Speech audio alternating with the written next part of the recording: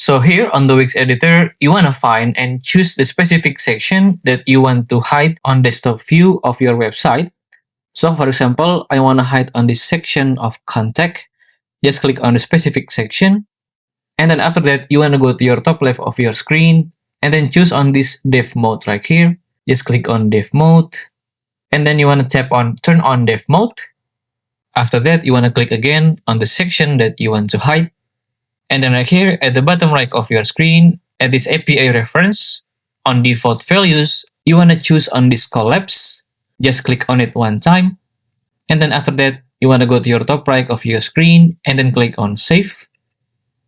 And then this way, that specific section is hidden both on desktop and mobile view right here.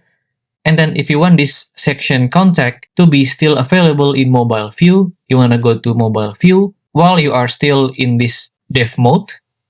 And then here at the mobile view, you want to scroll down and then click again on the section that was hidden before.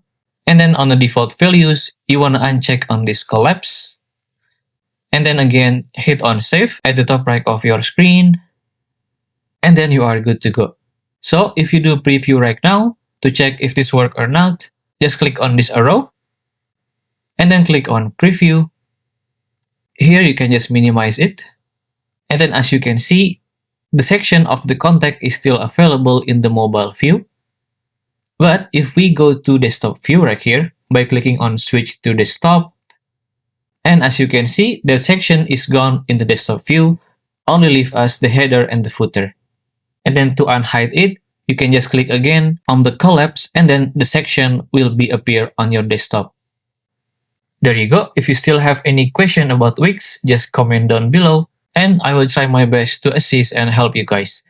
And that's how to hide and unhide section on WIX desktop mode. If you find this video useful, please consider like and subscribe.